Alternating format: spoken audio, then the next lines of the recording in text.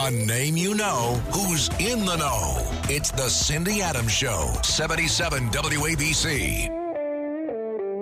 Good afternoon, world. You are tuned to WABC AM radio. It is now the most powerful station in the United States of America. God bless us. And my name is Adams, Madam Adams, Cindy Adams. You can read me, you'd better, in the New York Post, where I have been on it every day, Monday, Tuesday, Wednesday, and Thursday, since Thomas Jefferson. And you cannot get rid of me, so you may as well get used to me. Anyway, I am now on WABC, and I have to tell you, I was thinking about my country. I think about my country all the time. We are a great civilization. Our courts are backed up so far that we're still hunting witnesses who will testify they saw Washington knock off that cherry tree. They're 700 years old. They have antique laws. I don't know what we are doing. And now we have a new lawsuit filed in Supreme Court, State of New York, County of New York, against Andrew Cuomo, his brother Chris Cuomo. It's Article 75, which is to stay arbitration. The grounds of the case is being that the arbitrator had undisclosed conflicts and thus could not be there to be fair. CNN terminated ratings leader Chris on December 2021, quote, for assisting brother Governor Andrew Cuomo in political crises, thus sustaining $125 million in damages. But discovering the case's arbitrator, they discovered he had a prior CNN relationship. On 10 pages in the lawsuit, Chris Cuomo wants the pending arbitration and disqualifying arbitrator stayed. Why? On grounds that he had a previously undisclosed conflict of interest with CNN. So we have here one brother fighting the New York Supreme Court, the other brother fighting the New York Supreme Mayor. The brothers are busy, just like our mayor is with the legal system. Are we not a great country or what? Wait, don't go away. Don't go for food. Don't go for coffee. Wait, I'm not useless. I have more. Ambling about outside St. Patrick's Cathedral in a giant Santa-like red open coat, plus a chunky belly and fat behind, plus a 90s style Christmas movie-type winter snow hat, while making a yet another 3,000th Christmas movie right now, was, ready? California's Once Upon a Time Governor Arnold Schwarzenegger. How do I know this? What's it your business how I know it? I know it! Females followed him as he lumbered about.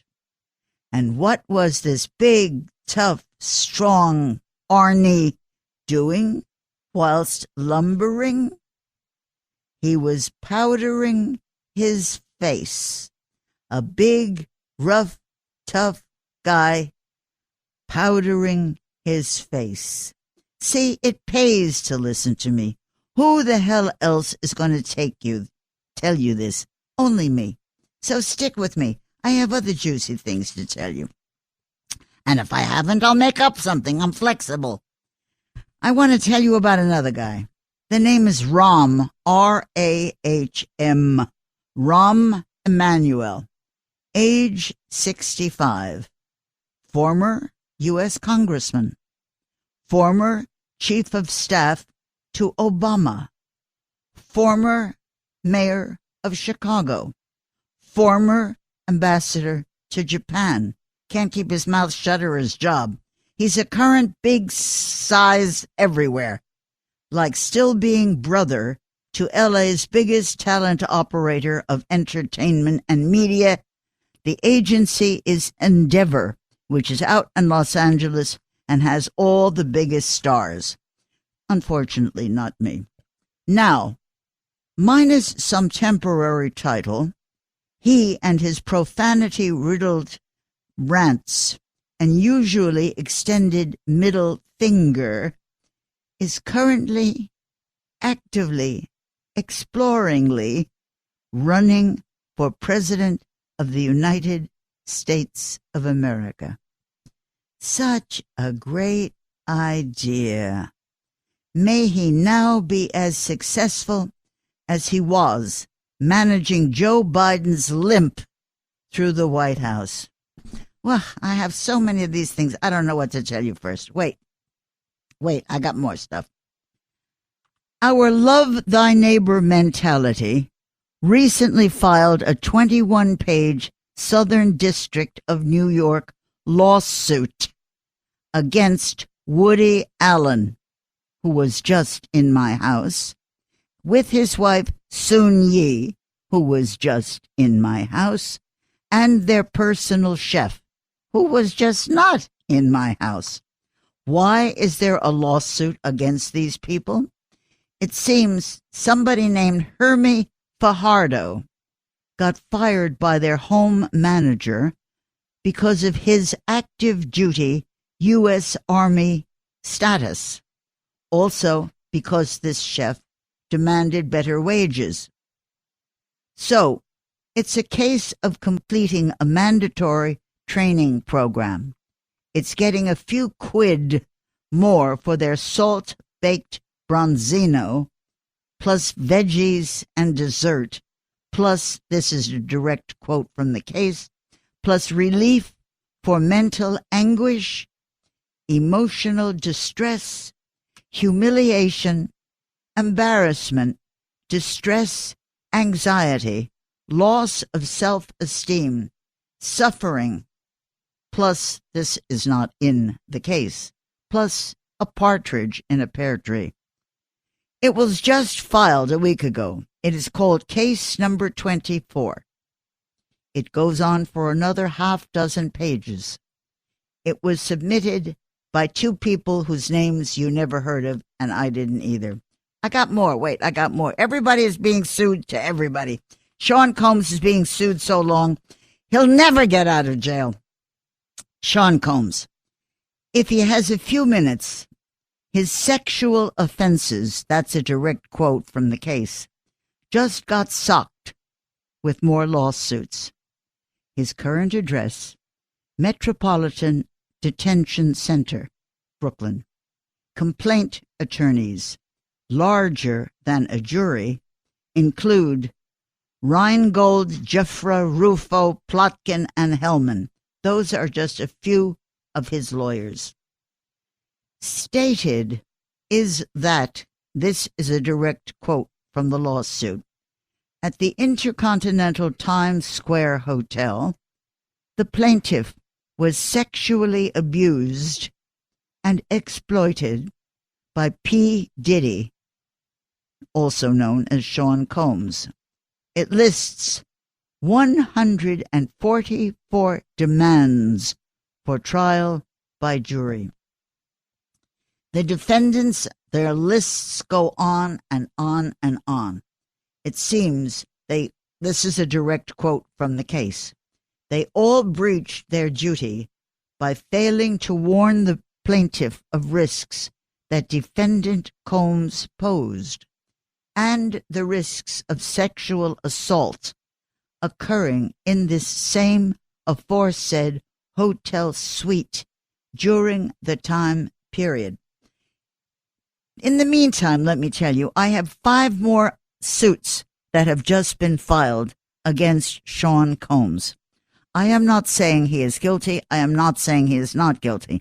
I'm just telling you that more and more lawsuits are now being filed against Sean Combs.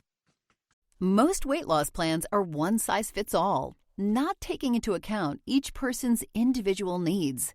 Noom is here to change that. Noom Weight uses psychology. That's why they say losing weight starts with your brain. But it also takes into account your unique biological factors, which also affect weight loss success. The program helps you understand the science behind your eating choices and why you have cravings. Everyone's journey is different, so your daily lessons are personalized to you and your goals. One of the great things about Noom is that it's nourishing instead of restrictive. They focus on progress instead of perfection. You don't have to give up carbs, or anything for that matter.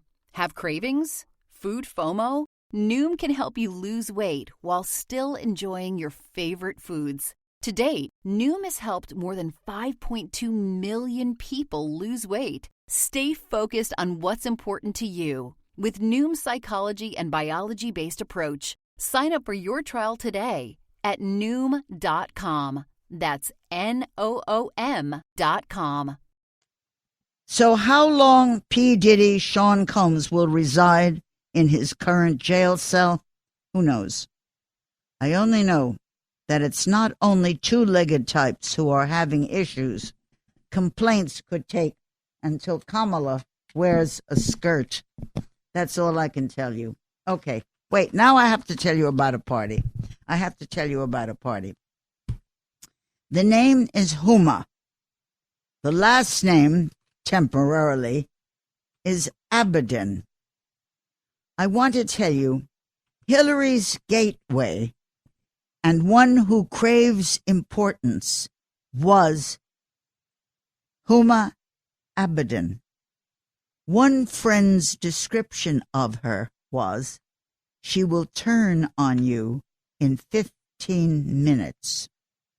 Anna Wintour, who we know as the great person who does the magazines, she just gave an engagement party. She just gave an engagement party to Huma.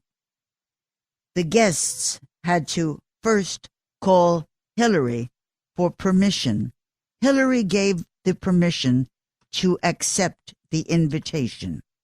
You had to first check with Huma. Interview Hillary? You'd first need an X-ray from Huma. Frankfurters being grilled at Coney Island are less tough. Her marriage originally, which is now a divorce, was to Anthony Weiner, whose Weiner made more news than Hillary. His career, you may have read and may remember, hit the toilet, as did the rest of him. Now that she is front and center again, he is zipping up. He's making a second try, like we all need another nothing Brooklyn congressman finishing on flashing his naked flounder on the internet. The engagement party, which was given, was Huma's countdown. I know who, where, and what. It was raining, and the guests had to take off their wet shoes before they came in to Anna Wintour's home.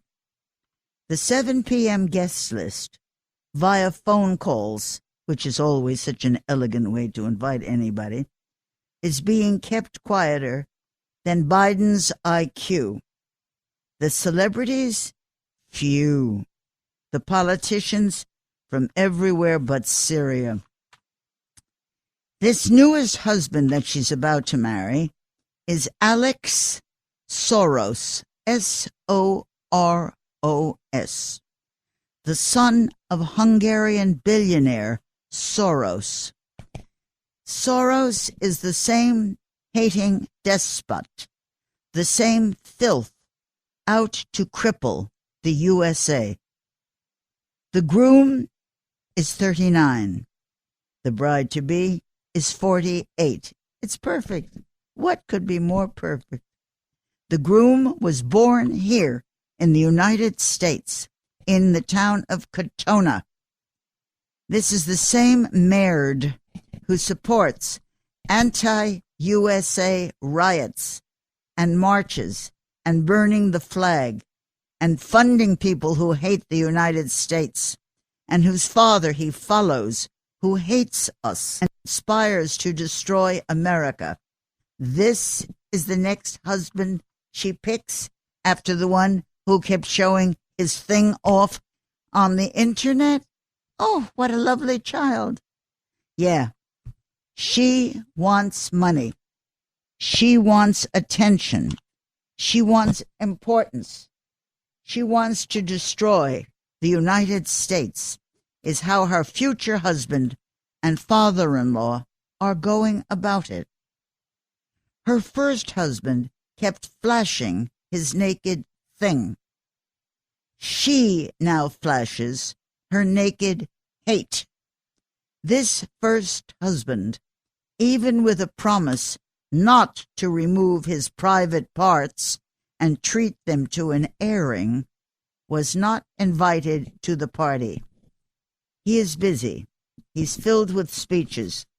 He's just low on Pampers. Be it known, it was Hillary who picked the guest list. I remember Barry Diller was there. Diane von Furstenberg was there.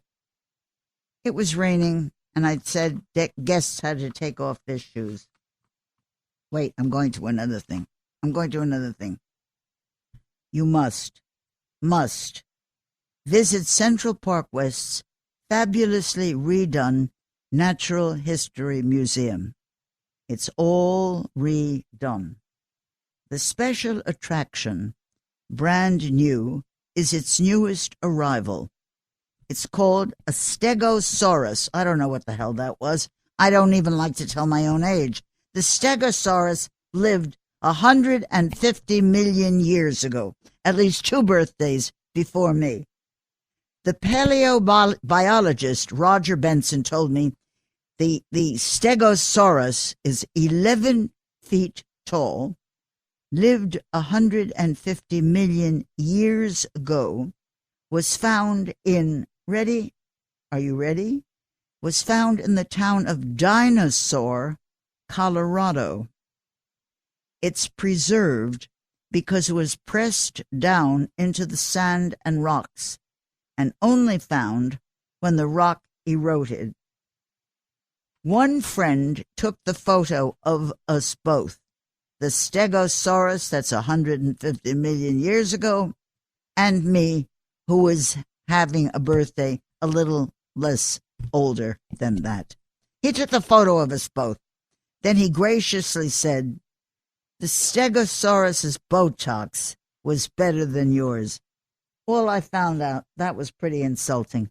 Anyway, I am going to be coming up soon to a station break. But before I do, I have another few little things to tell you. They're allowing me to speak to you for a certain amount of time, so you can't get rid of me, so pay attention. I am forgetting to trump a Trump. The Trumps know how to squeeze a rock. I am having dinner in the Upper East Side's Italian restaurant. It's called Due, D as in David, U-E. Ernesto, the manager, comes over to me lugging a big, classy-looking bottle you can't see through, but you can read the words on the side of the bottle. In large white print, on its opaque outside, reads the huge word Trump.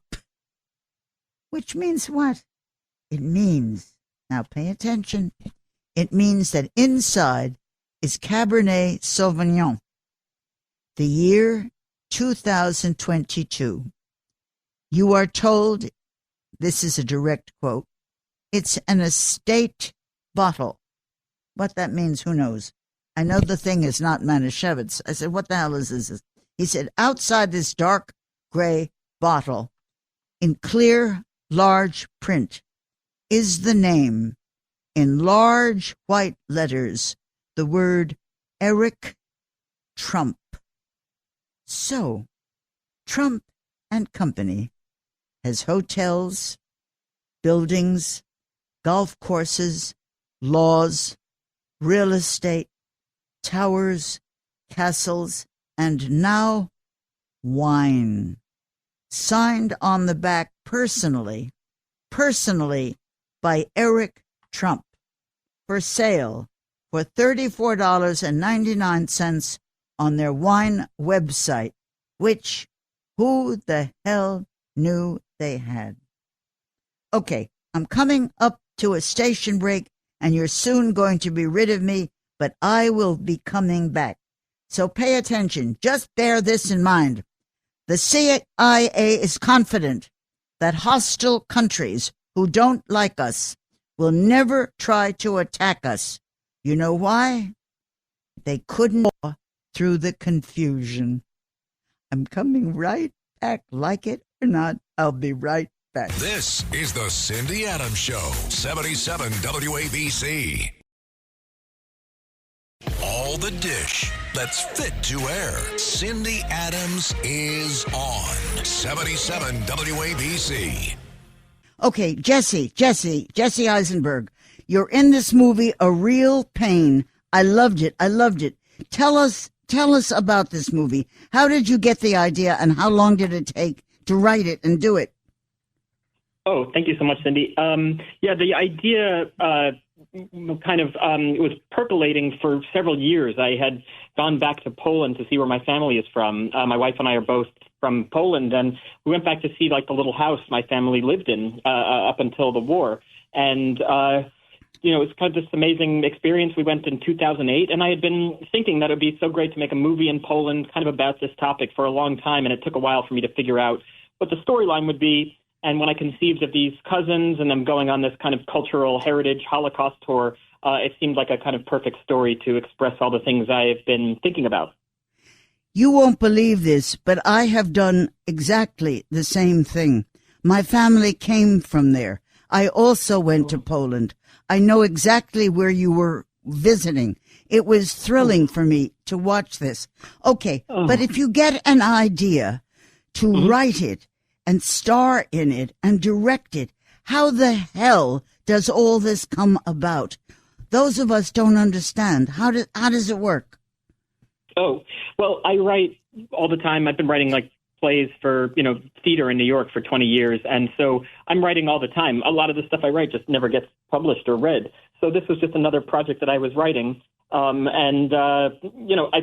felt it came out well. And, I sent it to my producers, one of whom was the actress Emma Stone, and the producer Emma Stone as well. And so she's been really great. And we were able to get a small budget, but enough money that we needed to make it. And, it now kind of turned into something more popular. But at the time, we were just making what we thought was a very sweet, intimate movie. It's not exactly a sweet movie. It's a wonderfully warm movie. Who was actually your family? What is the history of your family? What did they do? Oh, so my family, they owned a dry goods store on the corner of the town square in this town, Krasnostov. We actually filmed the movie at the real house that they lived in up until the war. And so they owned a dry goods store. My Aunt Doris, my father's aunt, she was born and raised there. She passed away at 106 years old, and she was a really she was a mentor to me my whole life. And so she's kind of the inspiration for the character that we're talking about. My aunt was Doris. In the movie, we call her Grandma Dory. And but she left before the war. So the people that survived the war or died were the people that stayed in that house, my cousins, aunts and uncles, who all stayed.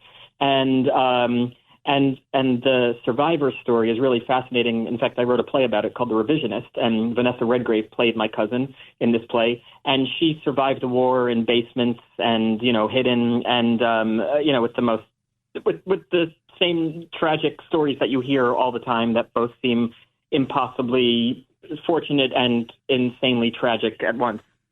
So you have been to Poland before? Yeah, exactly. This trip that the characters take in the movie is kind of based on the same trip my wife and I took in 2008, except we didn't have a tour guide like this. We just went alone. What was it like when you went there? First tell me, what was it like, and how was the Polish government to you? I had my own experiences when I went there. Tell me.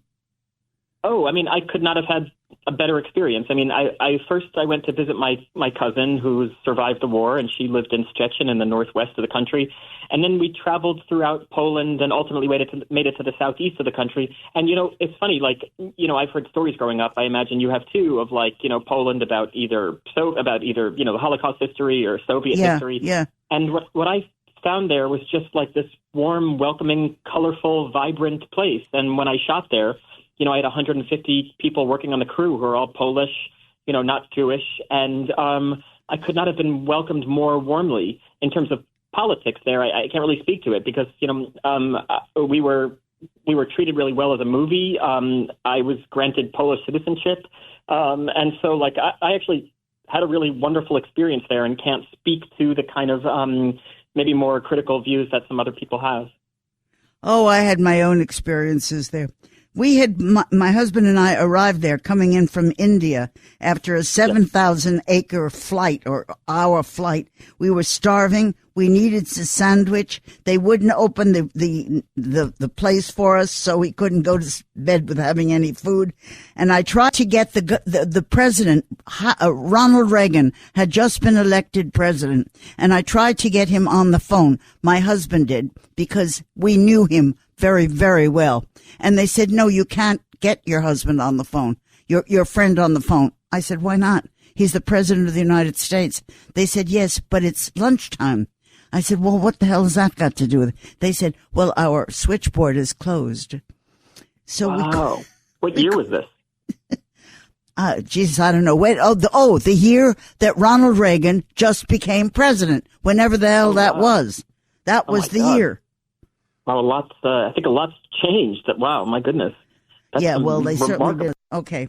So now, we go into the movie is called A Real Pain, Pain. And in it is Kieran Culkin. Then we get to him. Why specifically Kieran Culkin? He was excellent, but why specifically him? I don't know. I actually hadn't seen Kieran act before. I had just met him a few times, and he just seemed exactly perfect for this character that's really complicated. It's a guy who is, incredibly charming and extroverted and wonderful and everybody's best friend, but also a guy who's deeply internally struggling. And so it just had to be a person who can kind of like be incredibly funny and charming while at the same time kind of expressing a deep inner pain. And I just felt there's no one who could do it like Kieran. And I'm so lucky he, wanted to do the movie because it's a brilliant performance. Kieran, when you went there, Jesse, was it not the time that it was easy for you? Was it not communist time? What was it? So I went in 2008. So, oh, it's okay. 18 years after, communism fell. And no, I mean, again, I just had like the most wonderful, warm experience. My cousin who survived the war, she stayed in Poland. And, when I would see her in the 80s, when she would come to New Jersey to visit us, from Poland, we would hear about like bread lines and the kind of more depressing history. But by the time I was there in 2008, it had become a vibrant, Central European modern country. What did you do about going to Poland? How did you start to make the overtures? Yeah, we had a Polish producer. So our Polish producer, they're a company called Extreme Emotions. So they were our local producers. They produced The Zone of Interest, which came out last year. They also produced the Oscar-winning movies Ida and Cold War. And, they're just an amazing Polish production company. They make really amazing, very unusual movies. And so that was our way in. Once we were working with them, they not only, were able to facilitate getting the greatest crew, but also to get us into certain locations. And, we filmed a scene in a concentration camp. And that was really it was hard to get access to that camp. They don't allow movies to film there. But it took a long time and a lot of negotiation, but luckily they allowed us. And a lot of that had to do with our amazing Polish producers. You speak Polish? No, I don't speak Polish. I studied Russian in college because I wanted to learn Polish, and my school didn't offer Polish 1, so I took Russian 1 because it's Slavic. And Do you have any treasures of your grandmother? Did you keep any? Yeah, my Aunt Doris, who she died in 2019, and I lived with this woman in my 30s. I mean, she was like my closest relative to me, and she willed me a lot of things. I mean, probably the most important thing I have in my house is her toaster from like 1983. It still works, and it's in my house, and it's what I make my kids breakfast with every morning. And we have some nice heirlooms and stuff. She wasn't a hoarder, but I have some stuff that she had saved. Okay, grandmother, how? Your mother's mother, father's mother, where? How? Who? So this woman who was like my mentor, she was my dad's aunt. So her brother was my grandfather, George. And then the woman who survived the war, we talk about a woman who survived the war in the movie. That is my grandfather's first cousin, Maria. And Maria's family was all killed in this little town that we visit in the movie. And she was given to a teacher who was Catholic, and so my family paid the teacher's family, all the money that they had to save this one child, and so Maria survived and then didn't want to leave Poland, so she lived there. She actually died of COVID, ironically, after surviving the Holocaust. Died of COVID 2 years ago. But so she was the one I would visit in Poland, and she was my grandfather's first cousin.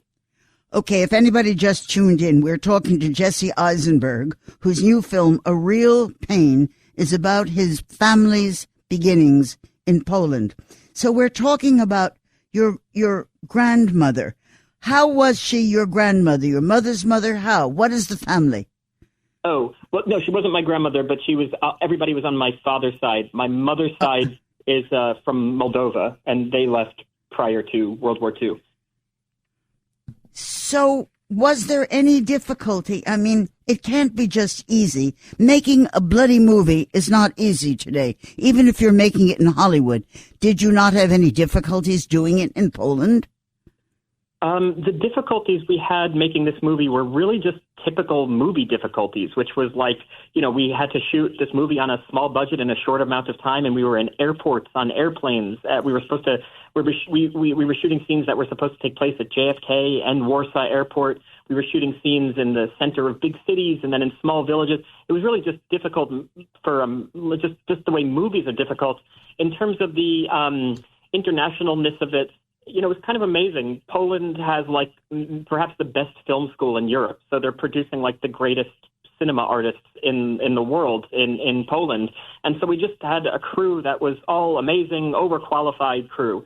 And so we really, we were punching above our weight in a lot of ways, in a way that felt like I just felt incredibly lucky every day to be there and to be working with this group of people. So they all spoke United States. They all spoke English? Most people spoke English, but of course our crew was bilingual, and so there would be people that didn't speak English, and probably 90% of our crew spoke English. So the people that didn't speak English would be people that maybe wouldn't be coming into contact necessarily with the English-speaking actors or whatever. They would be people behind the scenes. We had a lot of construction crew building stuff. So I can't say that everybody spoke English, but everybody who was working in the in the center part of the movie, of course, yeah. Okay, you wrote this, you directed it, you started it, you're in it. I just can't conceive of how it gets itself done. So be patient with me. What's it first? It first goes through your head. You start straining it through your brain. Then you put little words down on paper. How does such a thing happen? Oh God, it's actually more complicated for this one than normal, which is just that, like, I had written a play in 2009 about my second cousin, and I was playing a character named David. And then I'd written another play like 5 years later where I was playing a character named Benji. That's the name of Kieran's character. And it was kind of similar to Kieran's character in this movie. And then I had written a short story for Tavern about these two guys who go to Mongolia, and I was trying to adapt the Mongolia script to be a movie, and it just was not going well. And then I changed it to this Holocaust tour, and then I was able to kind of write a movie that I really liked. So it was a long process to get to where it is now.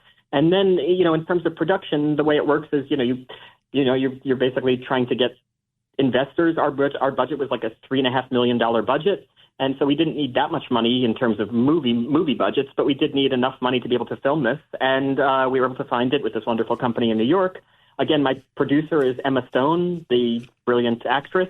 And so she was helpful and instrumental in finding us, investors and crew. And then it kind of went from there. The truth of the movie, though, is that we never thought it would be as popular as it is now. We thought we were making kind of an intimate, buddy road trip movie. And it turned into a movie that, people have really liked and connected to. And that is the biggest surprise.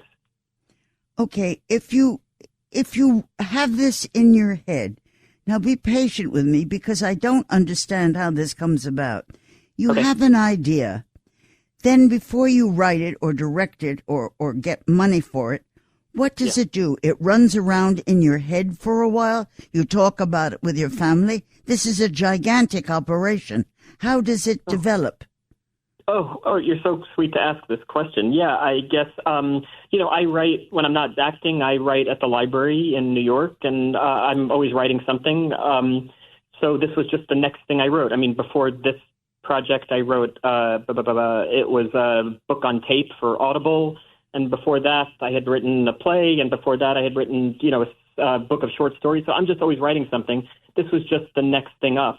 And, so my process is really just, I think about it for a long time and then ultimately, start writing it. And sometimes they work and sometimes they don't. Again, the first draft of this movie took place in Mongolia. So it was a totally different story.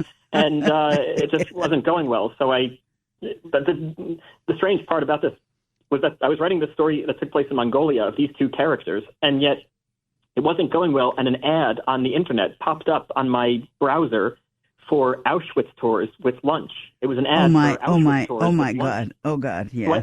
So I clicked on the ad, and it took me to a website that was advertising tourism, but Holocaust tourism.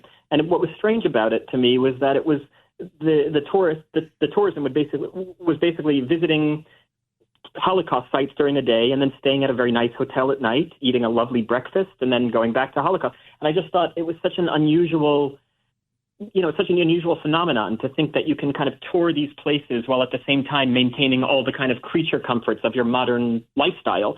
And that's what I thought would be a really interesting kind of premise for a movie, because it would allow me to talk about pain and ancestral pain and trauma and also the way we kind of, push pain aside when we're living our modern lives. We tend to not, think about, the horrors that allowed us to live these wonderfully comfortable lives. And so this movie kind of allowed me to ask those interesting questions. What did you buy there? I bought a ring. What did you buy there? I think I just bought borscht every single day. I love beets so much. I don't think did I come back with anything? Oh, you know what I came back with actually was like this amazing Polish poster designer. I don't know if you're familiar, but Polish posters, like movie posters, are really well known and unbelievably artful. And so there was like a local artist who made one for us that was just beautiful. And actually the current Polish poster is just like this gorgeous, artful thing. It's not like American movie posters where you're like trying to sell like the most famous person in the movie. It's actually like really, it's like another form of art. Okay, I'm talking, if you just tuned in, Jesse Eisenberg. His movie is A Real Pain. It deals with his history and his family in Poland. Now, making a movie is not an easy job for anyone. Don't tell me everything was easy. Did you not have some hang-ups? Did you not have some screw-ups? Tell me what it was like to be filming in Poland.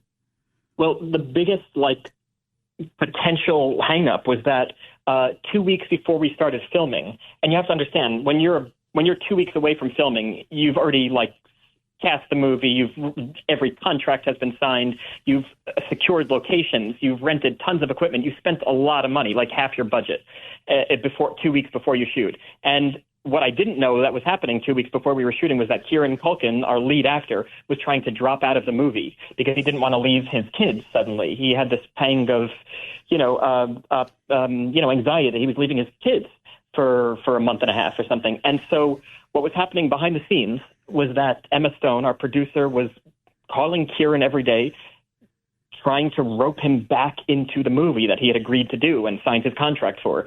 And so this was happening. I didn't know about it, but this was apparently happening while I was busy in pre-production. So that was like once I heard that, I thought, oh my God, if we can get past that, then we'll be okay. Because we were really basically on a nice edge of losing our lead actor. I remember, now don't tell me I remember incorrectly. That's always possible. Didn't I remember you and I once sitting somewhere talking about how you use some clothes from a movie that you keep yourself and wear them? Oh my God, yeah, your memory is impeccable. Yeah, basically my wardrobe, my personal wardrobe is just made up of clothes I've taken from movie sets. Because when you're on a movie set, you're basically like, they have 10 of everything that you wear. So I normally just take one, and sometimes they find out and ask me to send it back. But most of the time I get away with it. Well, next time you're going to do an Indian movie, what are you going to wear then? Chief feathers, for God's sake?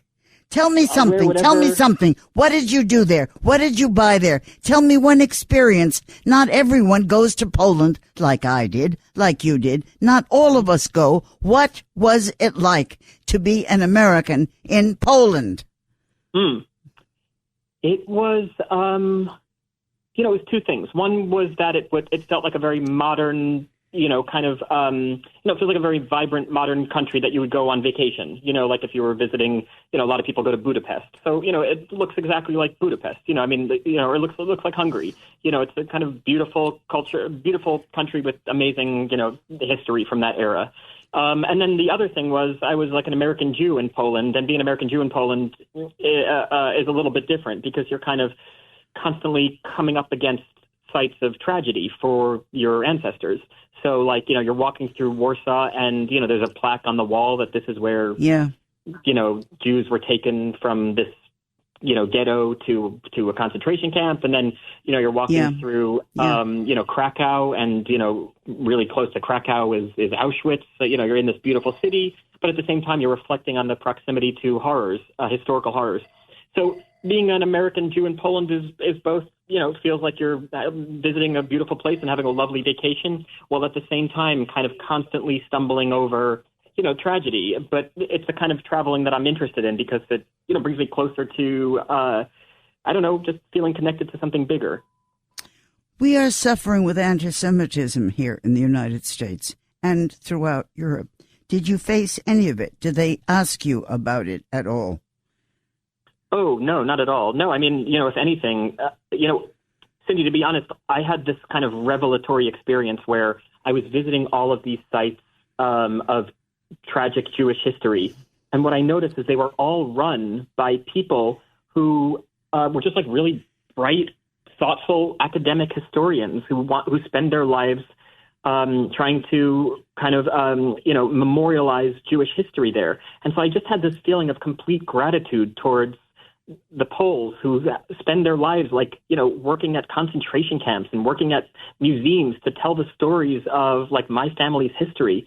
And so not only did I not feel any kind of, hatred or anything, I actually just felt this kind of a surge of love and support and from me gratitude to the people who spend their lives driving to a concentration camp every day to work there because they think the history is important. And, it's kind of similar to what you would see in America where you see, people who've devoted their lives to memorializing the history of slavery or of the rights of disenfranchised people throughout our history. And in America, we tend to think of those people as really wonderful people that have devoted their lives to memorializing important history. And that's exactly what I felt there in Poland. So, no, I felt nothing except complete gratitude.